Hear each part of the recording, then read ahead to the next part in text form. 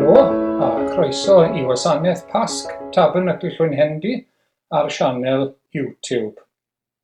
Cawn ni ddechrau trwy glywed salm 100. Bloeddiwch mewn gorfoledd i'r arglwydd, yr holl ddeiar, a ddolwch yr arglwydd mewn llawenydd, dewch o'i flaen a chan. Gwybyddwch mae'r arglwydd sydd yw, ef a'n gwnaeth, a'i eiddo ef ydym, ei bobl a defaid ei borfa. Dewch i mewn i'w byrth a diolch, ac i'w gynteddau a mawl. Diolchwch iddo, bendithiwch ei enw. Oherwydd da yw'r arglwydd, y mae ei gariad hyd byth, a'i ffyddlondeb hyd genhedlaeth a chenhedlaeth.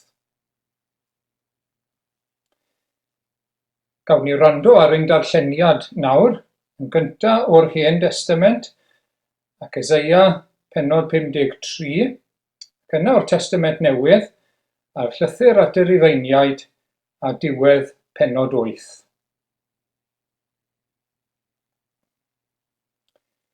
Pwy a gredai'r hyn a glywsom, i bwy y datguddiwyd braich yr arglwydd?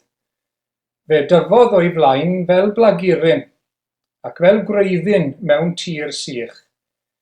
Nid oedd na ffryd, na thegwch iddo, na harddwch i'w hoffi wrth i ni ei weld. Roedd wedi ei ddirmygu a'i wrthod gan eraill, yn ŵr clwyfedig, cyfarwydd a dolir. Yr oeddem fel pen cuddion hwynebau oddi wrtho, yn ei ddirmygu ac yn ei anwybyddu. Eto, ein dolir ni a gymerodd, a'n gwaeledd ni a ddygodd, a ninnau'n ei gyfri wedi ei glwyfo a'i daro gan Dduw a'i ddarostwng. Ond archollwyd ef am ein troseddau ni, a'i ddryllio am ein cymweddau ni. Roedd pris ein heddwch ni arno ef, a thrwy ei gleisiau ef y cawsom ni iachad. Rydyn ni i gyd wedi crwydro fel defaid, pob un yn troi i'w ffordd ei hun, a rhoes yr arglwydd arno ef ein beiau ni i gyd. Fe'i gorthrymwyd a'i ddarostwng, ond nid agorau ei enau. Arweiniwyd ef fel oen i'r lladdfa, ac fel y bydd dafad yn ddistaw yn llawr cneifiwr, felly nid agorau yntau ei enau. Cymerwyd ef ymaith, heb ei roi ar brawf na'i farnu. Pwy oedd yn malio am ei dynged? Fe'i torrwyd o dir y rhai byw, a'i daro am drosedd fy mhobl. Rhoddwyd iddo fedd gyda'r rhai drygionus, a beddrod gyda'r troseddwyr, na wnaethai niwed i neb, ac nad oedd twyll yn ei enau. Yr arglwydd a fynnau ei ddryllio a gwneud iddo ddioddef. Pan rydd ei fywyd yn aberth dros bechod, fe wel ei had, fe estyn ei ddyddiau, ac fe lwydda ewyllus yr arglwydd yn ei law ef. Wedi helbulon ei fywyd fe wel o leini, a chael ei fodloni yn ei wybodaeth. Bydd fy ngwas yn cyfiawnhau llawer, ac yn dwyn ei camweddau. Am hynny, rhof iddo ran gyda'r mawrion, ac fe ranna'r ysbail gyda'r cedr, oherwydd iddo dywallt ei fywyd i farwolaeth, a chael ei gyfrif gyda throseddwyr, a dwyn pechodau llaweroedd, ac eiriol dros y troseddwyr. Ac yn awr o lythyr yr Apostol Paul at yr Rifeiniaid, pennod 8, adnod 31 ymlaen. O ystyried hyn oll, beth a ddywedwn? Os yw Duw trosom, pwy sydd yn ein herbyn? Nid arbedodd Duw ei fab ei hun, ond ei draddodi i farwolaeth trosom ni oll. Ac os rhoddodd ei fab, sut y gall beidio a rhoi pob peth i ni gydag ef? Pwy sydd i ddwyn cyhuddiad yn erbyn etholedigion Duw? Duw yw'r un sy'n dyfarnu'n gyfiawn. Pwy sydd yn ein collfarnu? Crist Iesu yw'r un a fu farw yn hytrach a gyfodwyd, yr un hefyd sydd ar ddeheulaw Duw, yr un sydd yn ymbil trosom. Pwy a'n gwahana ni oddi wrth gariad Crist? A'i gorthrymder, neu ing, neu erlyd, neu newyn, neu noethni, neu berygl, neu gleddyf? Hyn yn wir yw ein rhan, fel y mae'n ysgrifenedig. Dy fwy'n di fe'n rhoddir I farwolaeth drwy'r dydd, fe'n cyfrifir fel defaid i'w lladd. Ond yn y pethau hyn I gyd, y mae gennym fuddugoliaeth lwyr, trwy'r hwnna'n carodd ni. Rwyf yn gwbl sicr nall nac angau, nac einioes, nac yngylion na thywysogaethau, na'r presennol, na'r dyfodol, na grymusderau, nac uchelderau, na dyfnderau, na dim arall a grewyd. Ein gwahanu ni oddi wrth gariad Duw yng Nghrist Iesu ein harglwydd. Ac ni'n diolch I Dduw am ei air sanctaidd. Amen. Gawn ni droi at yr arglwydd mewn gweddi nawr gyda'n gilydd. Gawn ni weddio. O arglwydd ein Duw a'n tad nefol, Duw a thad ein harglwydd Iesu Grist. Diolch am y cyfle newydd o ddod I ddaddoli di. Ac o arglwydd I ni'n diolch bod ni'n dod ar y ddydd Sul I ni'n dathlu dy fuddugoliaeth bob dydd Sul. Yr atgyfodiad oddi wrth y bedd, ond heddiw yn arbennig ar ddydd Sul y Pasg. Ac o arglwydd I ni'n diolch eto bod ein Duw ni yn Dduw byw, bod ein gwaredwr a'n harglwydd ni yn arglwydd byw. Ti, o arglwydd, yw'r unig wir a bywiol fyw. Ac mae'n bleser nawr ac yn fraint aruthrol o gael dod ger dy frondi, o gael dod at orsedd gras, o gael dod I ddaddoli di, o gael dod I nesau ata ti, oherwydd nesau at Dduw sydd dda I ni. A diolch wrth I ni wneud hynny bod ni'n troi ac yn nesau at Dduw mawr a gogoneddus, Duw tragwyddo, Duw sydd yn ddigyfnewid, yr un o hyd. Ddoi heddiw ac yn dragywydd, yr un oedd, yr un sydd a'r un sydd I ddod. Ac o arglwydd mae hwnna'n gysur aruthrol I ni ac yn fendith I ni wrth I ni feddwl amdana ti. Diolch dy fod ti'n holl alluog, dy fod ti'n holl bresennol o arglwydd. I ni'n cael ein ynysu, ond dwi ti'n bresennol ym mhob man. Diolch arglwydd dy fod ti'n holl gyfoethog. Diolch dy fod ti'n drigarog ac yn raslon. Diolch dy fod ti'n sanctaidd. Diolch o arglwydd ein bod ni'n cael dod ata ti yn awr I ddaddoli di ac I geisio di. Ac o arglwydd I ni'n diolch eto am dy ddaioni cyffredinol tuag ato ni. I ni yn rhyfeddu at y drigaredd, at y dosturi, at bawb ar wyneb deiar arglwydd, ac I ni'n diolch am bob calondid I ni wedi cael yn ystod yr wythnos sydd wedi mynd heibio. I ni'n diolch I ti o arglwydd am weld yr haul eto arno ni, a gweld y blodau a'r coed yn blaguro. I ni'n diolch am hynny. Ac o arglwydd I ni'n diolch am bob peth sydd wedi ein calonogi ni yn yr wythnos diwetha yma. Y rhai sydd yn gwirfoddoli I helpu ei gilydd, y rhai sydd yn gweithio'n galed I ofalu am y cleifion, rhai ar feirws a rhai eraill hefyd. Ac o arglwydd I ni'n diolch am hyn. Diolch am ein cynnal ni eto arglwydd. Diolch am ein bwyd a'n dillad. Diolch o arglwydd dy fod ti'n greawdwr ac yn gynhaliwr ffyddlon a thrigarog. Ond o arglwydd unwaith eto, I ni'n diolch yn fwy am un a fi yn gweidi ar y groes. I ni'n diolch o arglwydd am yr efengil.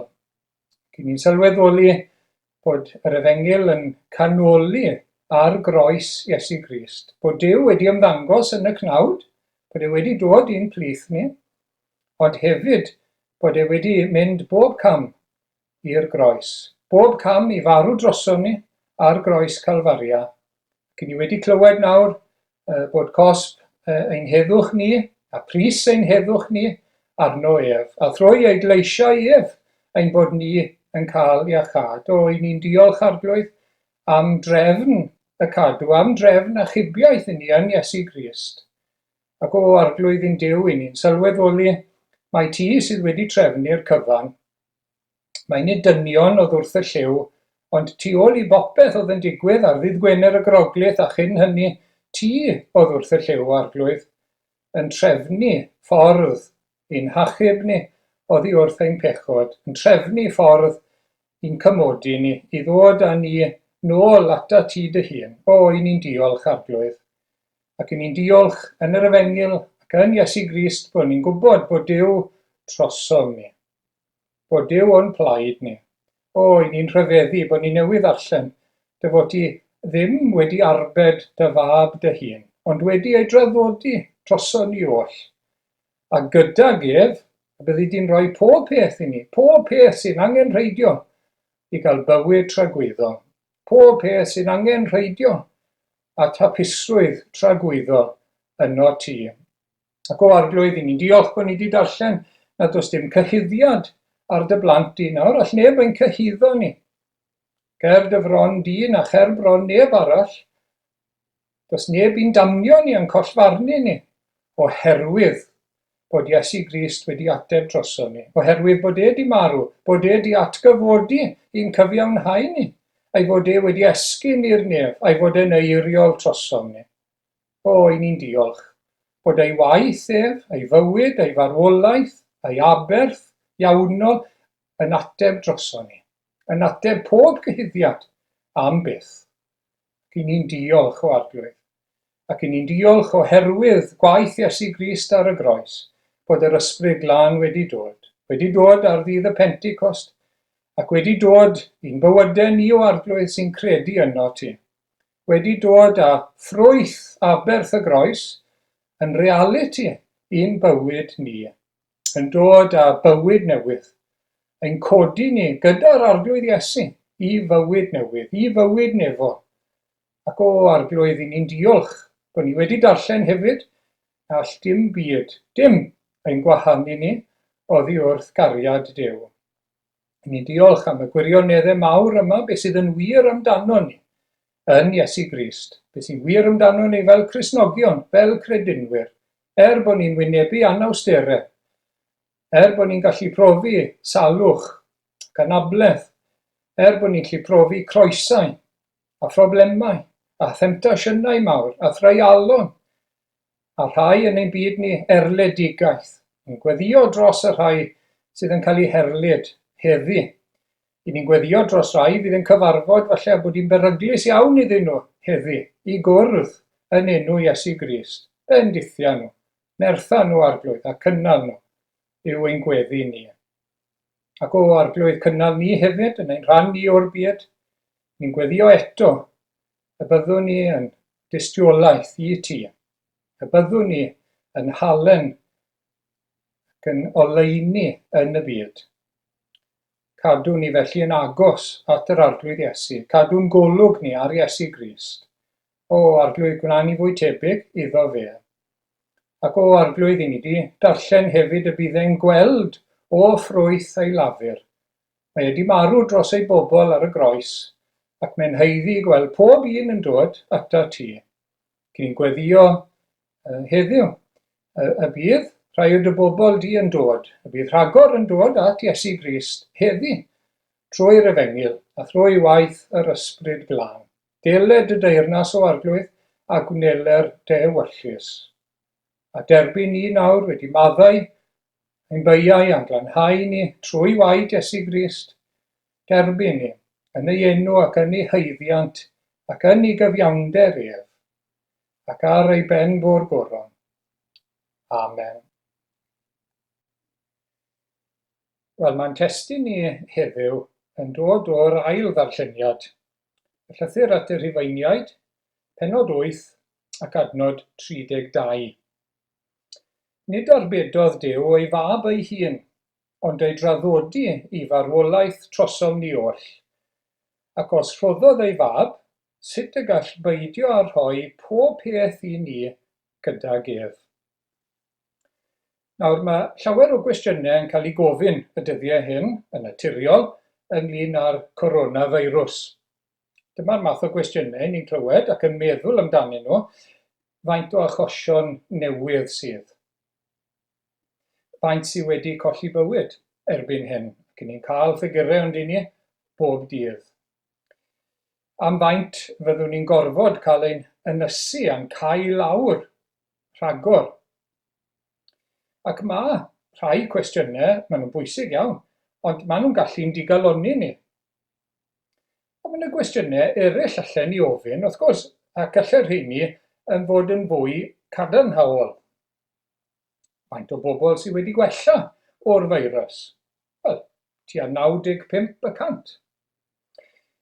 Faint o bobl sydd wedi gwirfoddoli i helpu rhai sydd wedi ynysu nawr? 750,000 ar draws Prydain.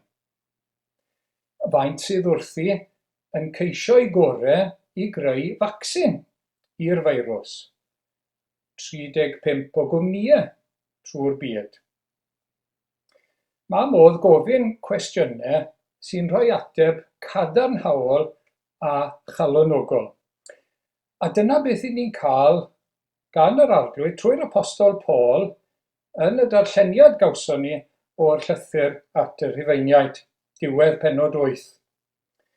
Mae yna 4 cwestiwn pwysig yn y darn yna i'n calonogi ni fel pobl Dduw, fel Cristnogion. Yn gyntaf, os yw Duw trosom, pwy sydd yn ein herbyn? Nid na fydd neb yn ein herbyn, nid dyna beth mae'n dweud mewn gwirionedd. Beth mae'n dweud yw, pa elyn allai'n concro ni'n llwyr? Dim un.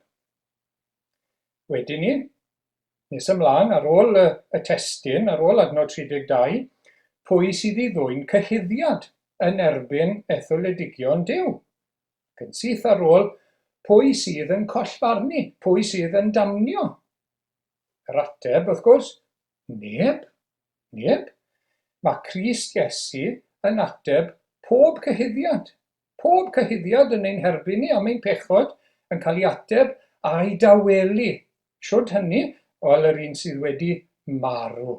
Wedi marw drosto ni i dalu pris ein pechod. Mae e wedi ei gyfodi i'n cyfiawnhau ni. Dyna ni'n dathlu heddi yn arbennig a phob dydd Sul mewn gwirionedd. Dyw e ddim yn y bedd, dyw e ddim ar y groes. Mae wedi dweud gorffennwyd, mae'r pris wedi ei dalu. Mae uffern wedi ei feiddi, mae pechod wedi ei feiddi, mae Satan wedi ei feiddi. Ac felly, does dim cyhuddiad, does dim damnedigaeth arno ni'n hawr, os i ni yng Nghrist, os i ni wedi gwisgo amdano ni yr arglwydd Iesu. Oherwydd hefyd, mae'n ymbil droso ni yn y nef. Mae'n dal yna yn y nef, yn ein cynrychioli ni, yn ymbil droso ni. Cer bron y tad, mae'r tad a'r mab a'r ysbryd, mae'r cwbl wedi drefnu a mae e yna ar ein rhan ni, yn gwneud yn siŵr, does dim cyhuddiad, does dim condemniad, does neb i siarad yn ein herbyn ni, does neb i'n rhwystro ni rhag cyrraedd y gogoniant yn y pen draw. Ac yna, pwy a'n gwahana ni oddi wrth gariad Crist? Neb. Wrth gwrs, mae yna restr hir yn y darlleniad. Pob math o rwystrau, pob math o bethau allan rhwygo ni o'i afael fel petai. Neb. Yr holl dreialon ac anawsterau. Ac wrth ofyn y cwestiynau hyn, mae gair Duw yn gwneud i ni feddwl, chi'n gweld. Os yw beth mae'r Beibl yn dweud yn wir, os yw'r gwirioneddau ni wedi darllen heddi yn wir, yn llyfr y proffwyd Eseia, hennod 8 o'r epistol at y Rhufeiniaid, wel, sut dylen ni wedyn i feddwl? Sut dylen ni ymddwyn fel Cristnogion? Mae'r Cristion yn berson sy'n ymddiried yn yr arglwydd Iesu. Mae e yng Nghrist trwy ffydd, medde'r Testament Newydd, fel y gangen yn y goeden, fel y gangen yn y wynwydden. Mae'n berson sydd am blesio Duw a byw iddo fe mewn cariad diolchgar, yn caru Duw, yn caru dynion. Ond mae hefyd yn berson sy'n profi anawsterau a thraialon o bob math. Ac mae y cwestiynau yma'n cael ei anelu at Gristnogion cynnar rhifain, ond ato ni gyd wrth gwrs. Falle'r Cristion sy'n ymwybodol bod e'n llithro i bechod, bod e mor groes i'w ddymuniadau. Falle'r Cristion sydd wedi colli ffrindiau oherwydd ei fod e'n Gristion, neu wedi colli swydd oherwydd ei fod e'n Gristion. Falle rhieni o Gristnogion sy'n poeni am blant sydd heb ddod i gredu eto, neu aelodau eraill o'i teulu. Falle Cristion sy'n wynebu salwch difrifol, anabledd, gofal mawr, pwysau. Falle y Cristion sy'n cael ei demptio i amed aioni Duw, oherwydd bod bywyd ac amgylchiadau mor galed ar hyn o bryd. Wel, mae yna neges bwysig iawn yma gan yr arglwydd trwy'r apostol Paul. I ni gofio pwy i ni fel plant Duw yn Iesu Grist. Ac i ni wneud yn fawr, cymryd mantais o bopeth sydd o'n plaid ni, popeth sydd i ni yn Iesu Grist am fod Duw gyda ni. Mae hwn yn dod â ni nôl nawr te at y testun. Rhaid ni gofio i ddechrau beth mae Duw wedi gwneud droson ni yn barod. Mae wedi traddodi ei fab ei hun. Mae wedi rhoi i fyny neu rhoi drosodd i farw ar y groes. Wrth gwrs, i ni'n sôn am Dduw y mab, ei fab ei hun. Nid angel i ni'n sôn amdano. Mae'n wahanol i ni sy'n blant trwy fabwysiad, ei fab ei hun. Mae wedi cael ei draddodi. Yn Saesneg, yr ymadrodd yn aml yw deliver up. Wedi cael ei roi drosodd fel yna i farwolaeth. Ac o feddwl am y darlun o ddilifro a delifri, mae llawer iawn wrth gwrs yn y dyddiau hyn yn falch o gael delifri i'r tŷ. Bwyd, moddion, bethau fel yna yn arbennig. Ond wrth gwrs i ni gyd, rhan fwyaf ohonon ni'n gyfarwydd a beth yw cael delifri beth bynnag. Ac mae'r gair yma, traddodi, deliver up, yn cael ei ddefnyddio am sawl un yn y Testament Newydd yng nghyd-destun marwolaeth Iesu Grist. Mae'r adnod yma yn sôn am y tad, ond i ni'n darllen am eraill hefyd yn ei roi i farw, neu yn ei drosglwyddo fe, yn ei draddodi fe. A gyda eich delifri nawr, pan ych chi'n ordro rhywbeth ar y we, fel mae rhai yn gwybod, rhai mwy technolegol o'n plith ni, mae modd i chi draco y delifri, ond oes e? O'r amser i chi'n archebu fe, o'r amser mae yna yn storws y cwmni sy'n ei werthu fe, gallwch chi draco fe wrth iddo fe ddod gam wrth gam i'ch tŷ chi, i'r drws ffrynt. Ac gallwn ni wneud hynny, wrth gwrs, gyda'r arglwydd Iesu. Mae'r Beibl yn ein helpu ni i weld, i draco, os licwch chi, y delifri yma, nes bod e'n cyrraedd y groes, nes bod e'n cyrraedd Calfaria. Wel, newn ni weithio eisiau nôl nawr. Mae'r person yn gyda yn dod â rhywbeth at y drws. Mae dyna ddiwedd y broses, dechreuwn ni fyna. Mae rhywun yn dod â rhywbeth at y drws. Falle taw postman yw e, falle taw cwrier yw e, ynddo fe? Wel, mae'r Testament Newydd yn sôn am Pontius Pilate yn ei draddodi fe. Yn ei roi ar gais yr Iddewon, wrth gwrs, i farwolaeth i'w groeshoelio. Ond wrth gwrs, cyn bod parsel yn dod at y drws, yn aml i chi'n cael text neu rhywbeth rhyw neges yn dweud, o mae e gyda ni yn y warws lleol, gyda'r cwrier yn y warws lleol. Ac wrth gwrs, Cyn mynd at Pontius Pilate, oedd yr arglwydd Iesu gyda'r arweinwyr crefyddol, a'r achos llys gwarthus. A hefyd, i ni'n darllen am pobl Jerusalem, a nhw gyda'i gilydd yn ei drosglwyddo fe i Pilate, ac yn gofyn am iddo fe gael ei ladd, ac yn dweud ymaith ag ef. Ond wrth gwrs, gallwn ni fynd nôl yn bellach. Cyn i rhywbeth i gyrraedd y warws lleol, mae rhywun wedi dilifro fe o'r pencadlys, o storws y cwmni sy'n ei werthu fe. Ac mae rhywun wedi trosglwyddo yr arglwydd Iesu i'r arweinwyr crefyddol, wedyn y bobl, wedyn Pontius Pilate, Judas Iscariot. Mae yn gyfrifol yn diwedd, mae yn ei drosglwyddo. Ond wrth gwrs, mae'r beth bynnag chi'n cael, beth bynnag chi wedi ordro, mae e'n dod yn wreiddiol o'r pencadlys, o'r gwerthwr, lle bynnag mae hwnna. Ac wrth gwrs, o fanna mae'r arglwydd Iesu. Lle mae hynny? Wel, o'r nefoedd.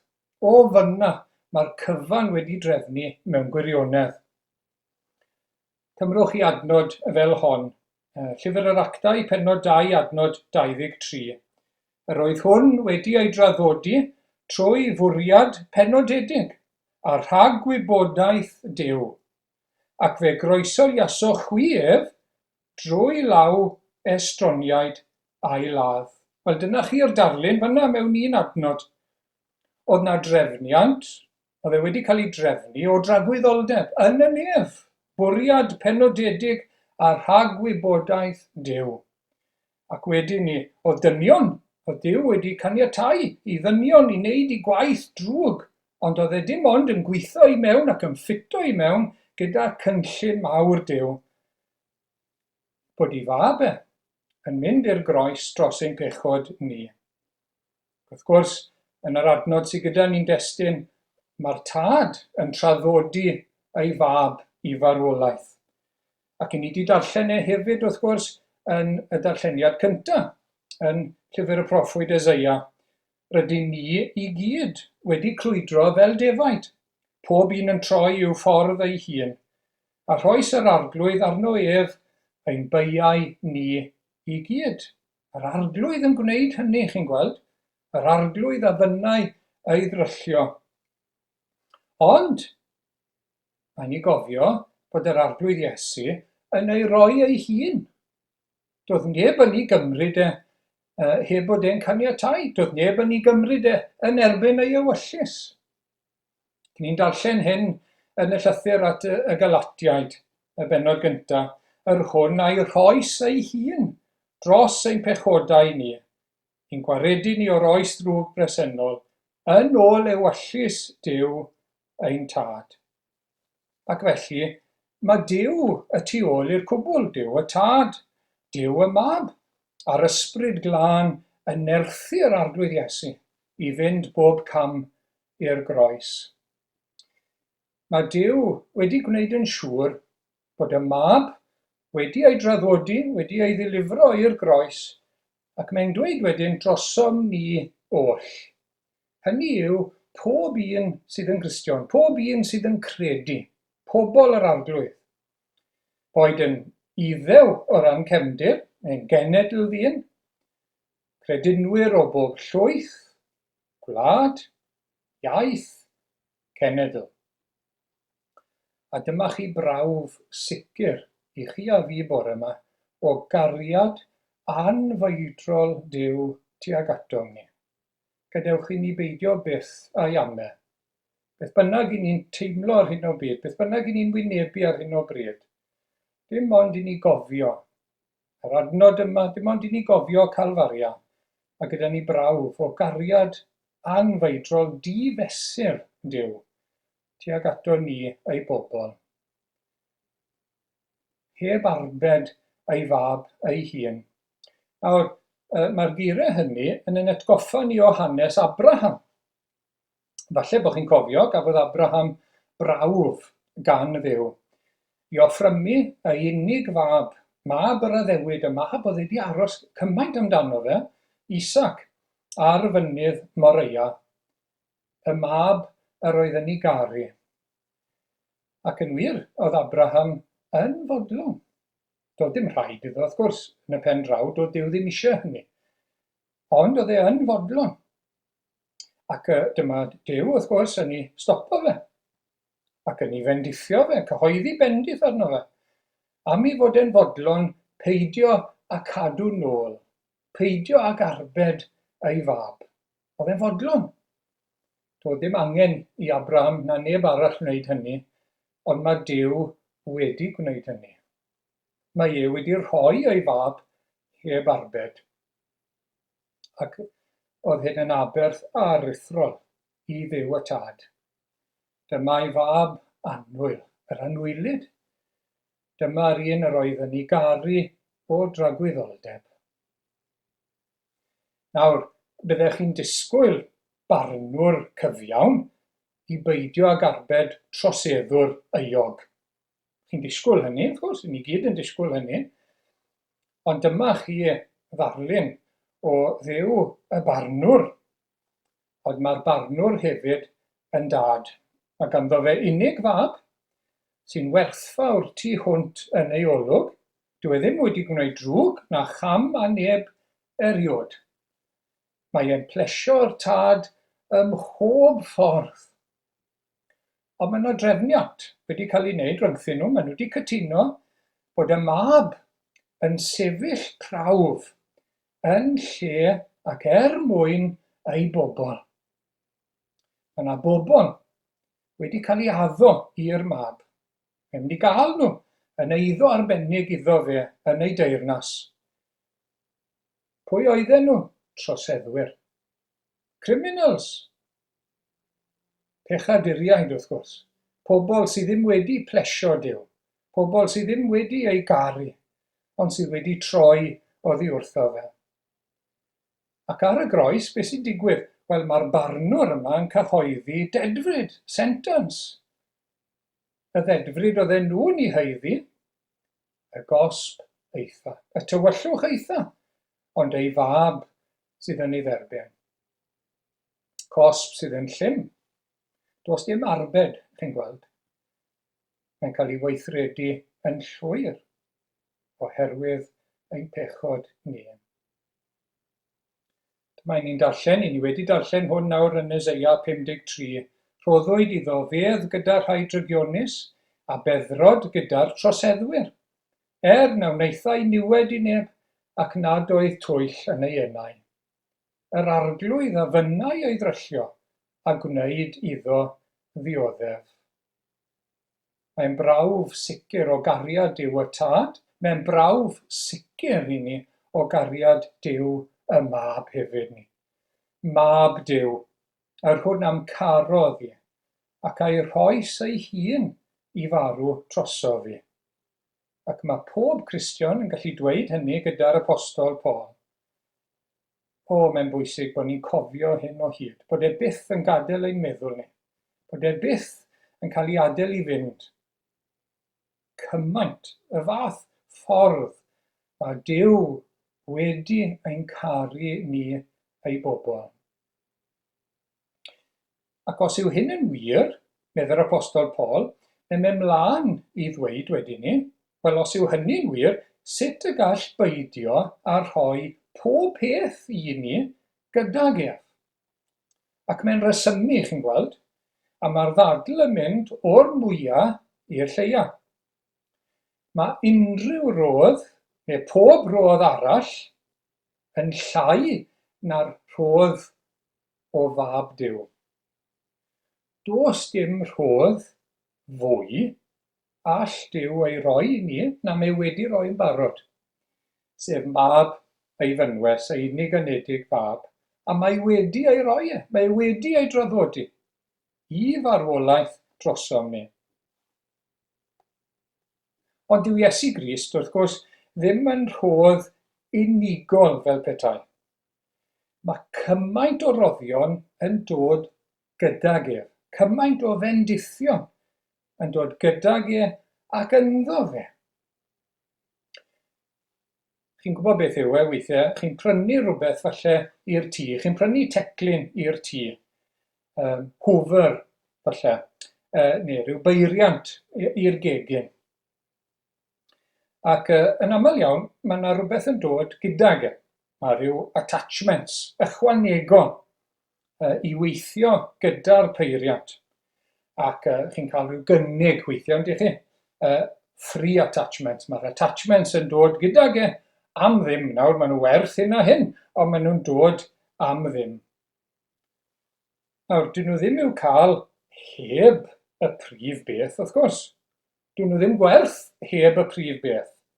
Dyn nhw ddim yn gallu gweithio heb y prif beth. Maen nhw'n dod gydag e. Ac os ga i ddweud, dyw e ddim yn ddarlun gwych, felly, ond meddyliwch am yr arglwydd Iesu.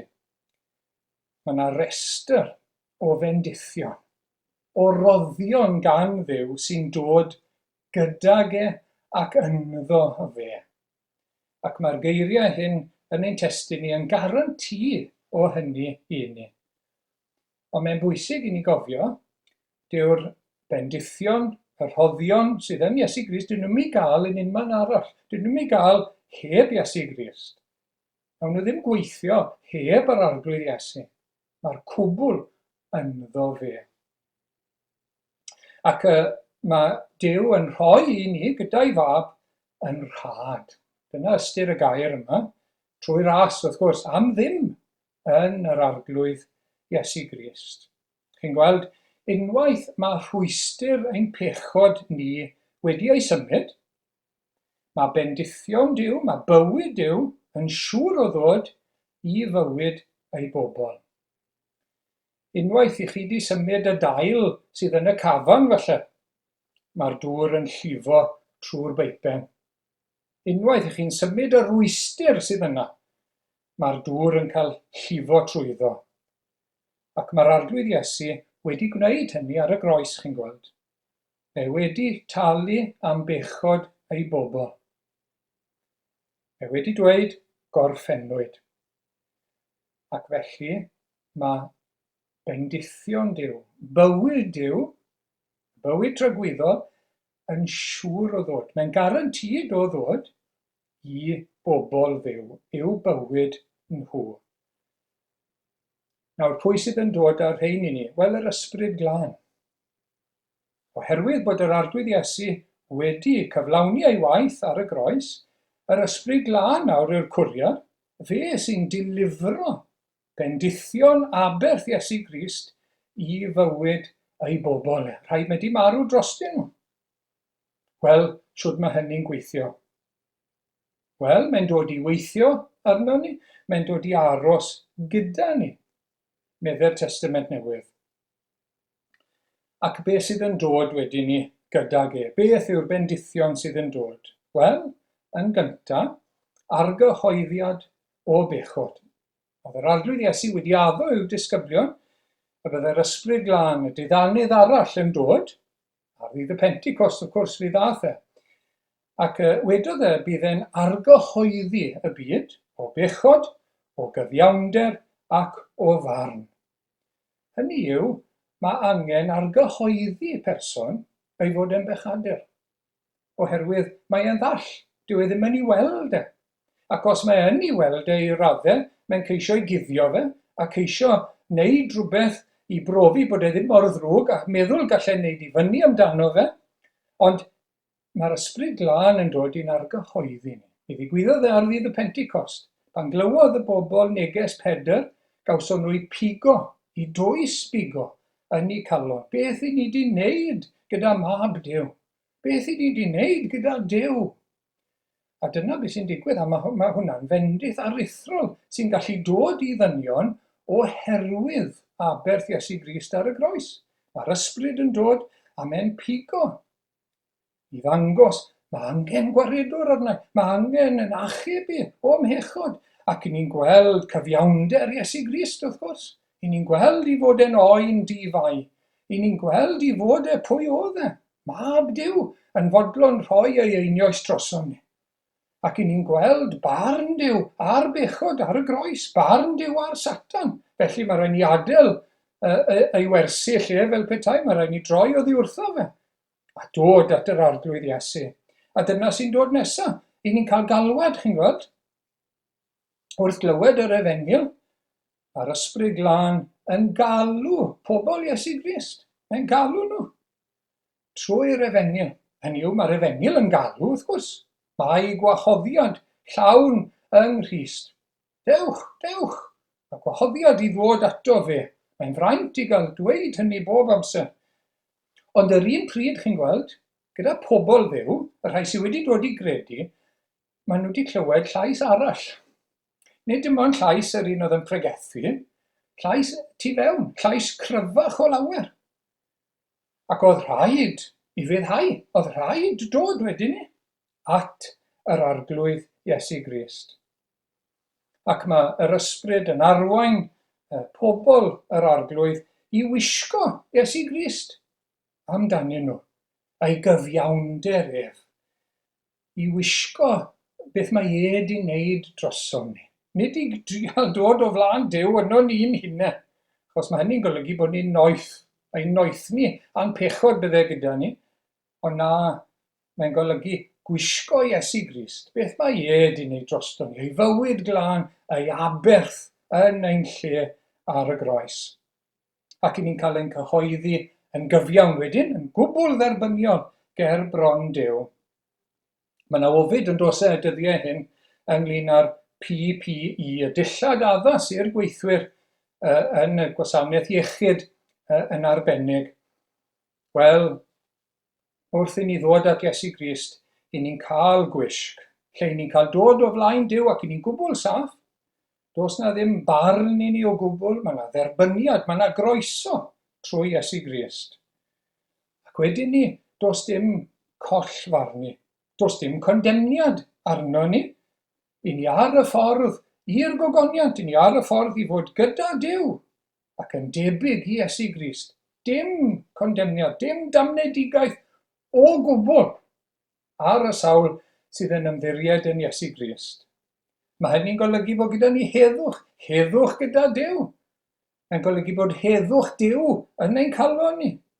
Mae'n golygu bod cariad Duw gyda ni. Cariad Duw yn cael ei dywallt ar led yn ein calon trwy'r Ysbryd Glân. Mae'n golygu bod llawenydd yn yr arglwydd, yn ei gariad, yn ei ras. A mae gyda ni obaith byw, wrth gwrs. Mae'n golygu bod gyda ni nerth newydd, bywyd newydd a nerth newydd ar waith. Grym a bywyd yr ysbryd, chi'n gweld, yn ein bywyd ni.